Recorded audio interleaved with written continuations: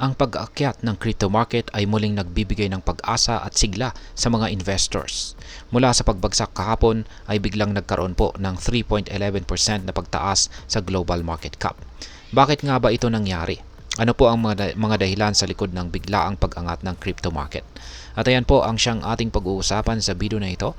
Pero bago po tayo magpatuloy ay nais ko lamang po munang bigyang linaw ang aking disclaimer kung saan ang nilalaman po ng video na ito ay hindi po ito isang financial advice. For education and information purposes lamang po ang layunin nito. At ayun, ano nga ba ang mga dahilan ng pagtaas ng crypto market ngayon? Una ay ang tinatawag pong FOMO sentiment sa crypto market. Yan, ang tinatawag po na fear of missing out o FOMO ay bumabalik sa crypto market. Nang bumaba po si Bitcoin sa presyong $91,000, maraming investors ang nainganyo na bumili. Ito ay dahil sa inaasahang pagtaas ng presyo pagkatapos po ng Thanksgiving at Black Friday. Makasaysayang may mga significant na pag-akyat sa mga panahong ito, kaya't ang dami ng nag-search tungkol kay Bitcoin sa Google ay umabot po ng all-time high. Indikasyon na bumabalik ang FOMO. Ang kasikatan po ay hindi lamang kay Bitcoin kundi pati na rin sa ibang mga altcoins tulad po ni Ethereum, kung saan ngayon ay may all-time high sa futures open interest. Maging ang mga tokens na dati nang bumagsak tulad po ni XRP ay nagulat din ang mga investors sa pagtaas nito. Yan, pangalawa po ay ang pabor na political shift para sa crypto industry. Yan ang isa pang malakihang dahilan ng pag-angat ng crypto market ay ang mga pagbabago sa politika, lalo na po sa US. Sa resulta po ng presidential election, si Donald Trump ay naging pro-crypto na nagbigay po ng positibong impluwensya sa market. Ang mga pag-uusap tungkol po sa pag-establish ng strategic Bitcoin reserve at pagpapalit kay Ginoong Gary Gensler bilang SEC chairman ng isang mas pro-crypto na leader ay nagbibigay po ng bullish na pananaw sa market. Hindi lamang po sa US kundi pati na rin sa ibang bansa tulad po ng Vancouver, Canada, kung saan ang mayor na si Ken Sim ay nagsubmit ng Bitcoin motion upang mas maging diversified ang kanilang financial resources. Ang pangatlo po ay ang pag-alis po ng ban ng cryptocurrency ng Morocco at China. Ang Morocco at China ay nag-alis na ng kanilang crypto bans na nagbigay din ng significant na impact sa market.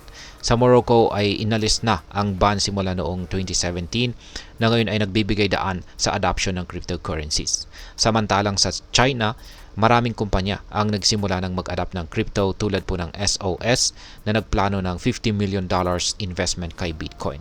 Ang mga positibong balita mula sa gobyerno ng China ay nagsimula na ring magbigay ng posibilidad na ganap na alisin ang ban sa cryptocurrency na nagdulot ng bullish sentiments sa market.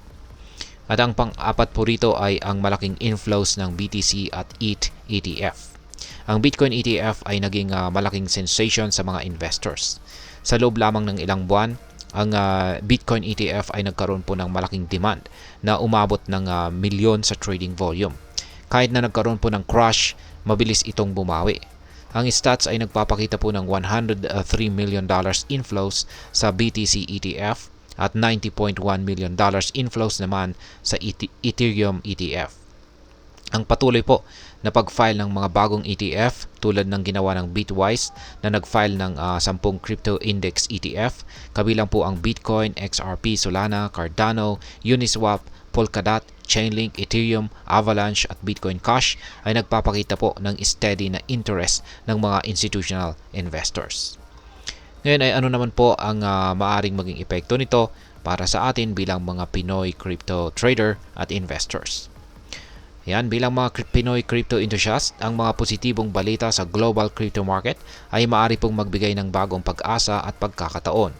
Ang pag-angat po ng presyo ni Bitcoin at iba pang mga major cryptocurrencies ay maaari pong magbigay ng dagdag na kita sa ating investments. Ngunit importante ring maging maingat at mapanuri sa bawat galaw ng market dahil ang volatility nito ay nananatiling mataas. Ang mga balitang tulad ng pag-alis ng ban sa ibang bansa at mga pro-crypto na political shift ay nagdadala ng pag-asa.